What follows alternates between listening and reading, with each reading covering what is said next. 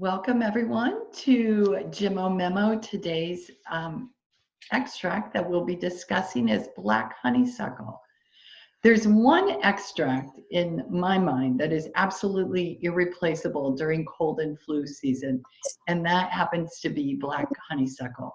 This extract we'll be discussing in just a moment, and we have quite a bit to share with you. But first, let me introduce myself and my co-host. I'm Lauren Hubele. I'm a health coach and Gemmotherapy expert, and I'd like to welcome my co-host, Herbalist Teri Brooks. Hi, Teri. Hi, Lauren and Megan and everyone else. My prime interest at this time is in using common plants that you can find anywhere in your backyard even to address minor health concerns. Beautiful. Glad to have you with us, Teri. And Acupuncturist Maegan Lemp. Hello, Megan. Good to have you here. Hello, and hi, everyone listening. My name is Maegan Lemp, and I practice Japanese acupuncture and bodywork, and it's great to be with you. Great. So what we're going to be doing today is having a look first at black honeysuckle as a plant. And black honeysuckle is a shrub. And Teri, is there something that you can tell us about the shrub itself? Well, this plant is not native to the United States, and in fact, it's very difficult to find anything written by American herbalists on this plant. So it's indigenous to Europe, particularly growing along the edges in light shade, coniferous mixed forests in mountainous areas. So lots of mountains in Europe. You can imagine it's found all over the place there. It grows to about 4 to 5 feet tall, and it is one of about 300 plants in this genus. Only a dozen of them or so are used medicinally. Some are shrubs, some are vines. This one happens to be the shrub form.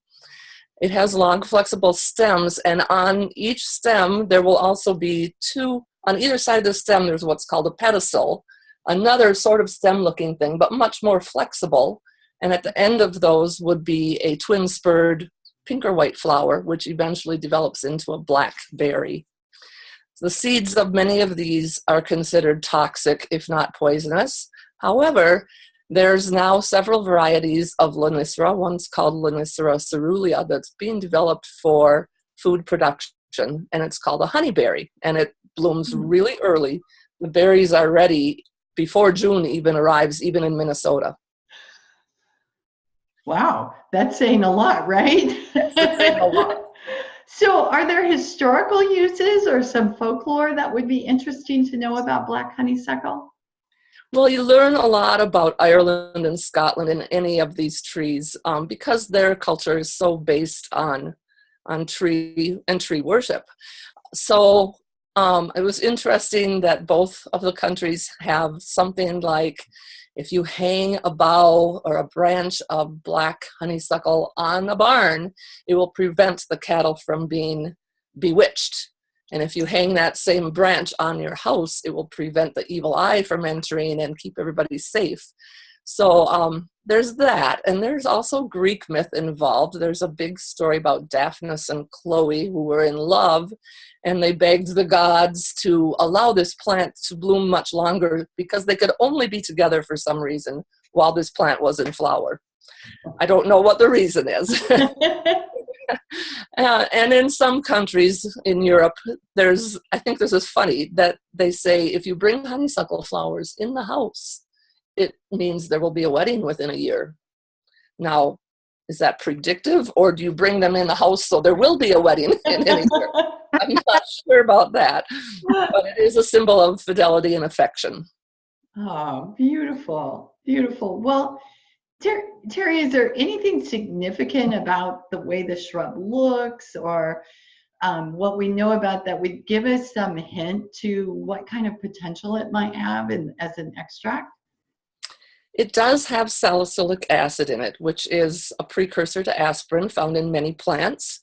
So that would benefit any kind of pain symptoms, cough, sore throat, headaches, colds, flus, fevers. And it has been used throughout history to counter E. coli and Staphylococcus bacteria. One particular chemical constituent is called chlorogenic acid, and you'll read a lot about that right now in green coffee beans, for instance, but it is found to be an immunity modulator and is anti-inflammatory, especially of the mucous membranes. Wow, wow, super interesting. Thanks, Yeah. Teri. So when we pick this plant, we're picking the young shoots, am I right? Yes. And this is what is then made into the extract that becomes gemmotherapy. And so what kind of action might it have on the body? Well, there's really a very interesting primary action that Teri has already hinted at in her explanations. This is a primary tonic for the liver and the intestines. And black honeysuckle stimulates a very important detoxification process of both of these organs. It's important, though, because aggravations can occur if these organs are blocked. Anytime we're using a tonic, a gemmotherapy tonic, and pushing an organ that has a blockage, we're going to, or a congestion and an inability to clean, we're going to have some aggravating symptoms. So if that's the case, when you take black honeysuckle, you'd want to work with the blocked organ first with a harmonizing extract. So that's just an important note to remember. But what I love black honeysuckle for is its action on inflammatory states. It resolves acute inflammation and chronic inflammation, especially that inflammation that remains post-infection. So it's excellent in thinning mucus, and this mucus could be present in the sinuses, the nose, in the bronchi, even in the intestines. This thinning action increases fluidity, and this also helps ease elimination of the pathogen that the body has been working to neutralize. Now, there's a secondary action of honeysuckle, and that's on the respiratory system and the bone joints, and resolving lingering chronic inflammation, as well as supporting the lymphatic system.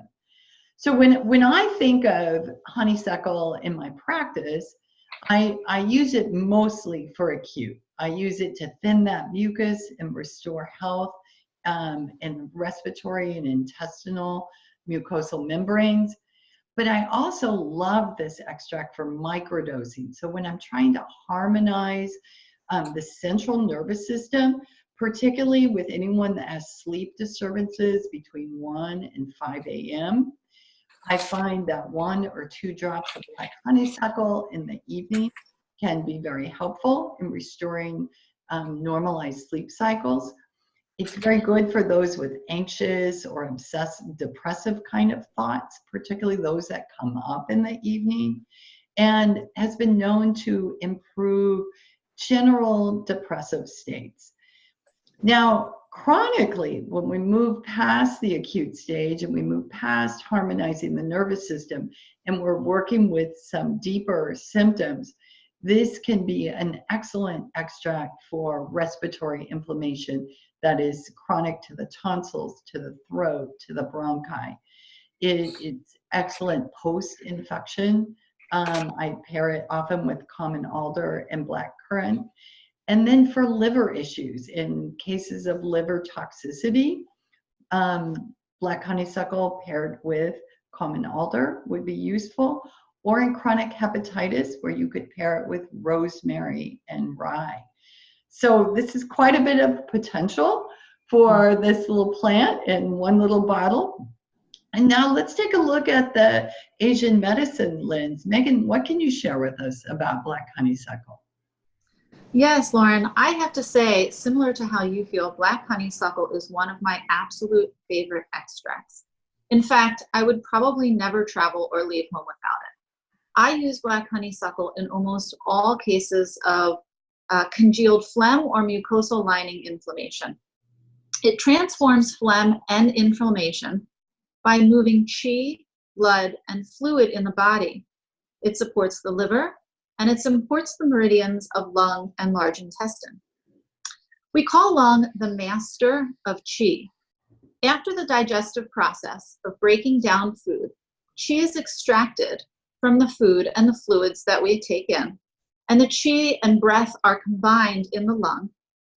The lung then creates what we call our body's qi. It's the extract from the food and the fluids and the extract from the air we breathe that combine in the lung and create our qi. The lung then spreads that qi to all the other organs in the body and keeps them properly lubricated. So remember, the nature of qi is to transform and to adapt to change. And when our qi is flowing and it's abundant, we're able to move through our internal and external transformation process with relative ease. Lung is the most exterior of all the yin organs in the body. It acts as the meeting place of the interior and the exterior of the body. And it's our first layer of defense against our environment. Therefore, if we have a digestive imbalance or an upper respiratory issue, these can both be imbalances in the lung and large intestine. And these are the most common things that we see when our external environment changes or our weather changes. We're likely to see digestive imbalances and lung and large intestine imbalances.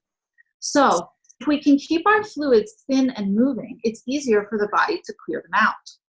The problem arises when the qi stops flowing smoothly and fluids congeal. They thicken and they become stagnant and lodged. So if we imagine the river of qi flowing in us, now imagine that we put cornstarch in it. The flow is now slow and the fluids are thick. Black honeysuckle acts to thin these fluids and restore that flow so that the body can restore its cleaning process. So what does obstructed qi look like when the body is asking for lung support? Well, the lung opens to the skin and it controls the opening and closing of the pores. So we might see a change in sweat. Often there might be a fever with no sweating, or there might be sweating with no exertion, or there might be increased sweat on your palms and in your feet, right? Some kind of change in the temperature or sweating process in the fluids of the skin. We know that the lung has a natural descending function. And when that is off, we'll see cough, we'll see constipation, or we might see fluids congealing and looking like edema. The lung's descending function is also important in the removal of waste. It keeps the downward motion of waste happening, sending it all the way down to its partner meridian, large intestine. So in addition to that, lung and large intestine open into the nose and into the throat.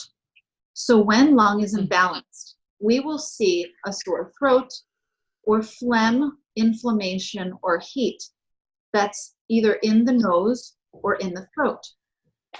Fluids will become thick and the fluids will stop moving. An old Asian medicine text called the Nanjing says the lung is the upper source of water.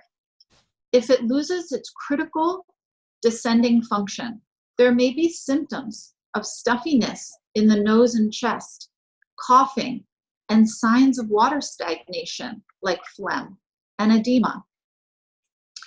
Also, we know that that black honeysuckle tonifies the liver. Liver is in charge of cleaning the blood and the smooth movement of qi, blood, and emotions. At a low dose, it can be a liver tonifier and have a harmonizing effect. However, it can, like Lauren said, be overdone, particularly if there is a lot of qi stagnation or heat in the body. Liver's nature controls the smooth movement of qi and blood. When over-tonified or pushed, the smooth movement is going to be interrupted, and we're going to see signs of qi stagnation, like irritability, heat in the skin, rising heat symptoms, or headache. So if we think about all of that, and we combine the smooth flow of qi and blood from the liver with the lungs' proper distribution of fluids and its descending function. We can see how black honeysuckle thins fluids and eases both inflammation and elimination. If you'd like a little bit more information about Asian medicine and how Asian medicine looks at health and the body, you might want to go back and listen to our first episode of this podcast, Gemmo, Memo, where I do a brief overview of acupuncture and Asian medicine's philosophy. Fantastic. Maegan, thank you. That was so informative. Wonderful. So Maegan, maybe this is a good time. In addition to going back and looking at that episode, people can also find more information on your website. Is that correct? That is correct. You can find me at aculemp.com, ACULEMP.com. Beautiful. Thanks. And if you're looking for more information on Gemmotherapy, perhaps courses to have a deeper dive into this or reading books, you can take a look at my website, laurenhubele.com. And Teri, where could people find a little bit more about trees? Well, there's any number of books about trees. I've recommended several in the first three. I have another one that is really a fascinating book. Not mainly about trees, but this is an old gypsy herbalist. And many of our modern herbalists have been taught by this woman. So she's really interesting to read. Juliet de Barclay-Levy is her name. Wonderful. Thank you. Thank you, ladies, so much for joining me. I look forward to our next episode. Thanks, Lauren.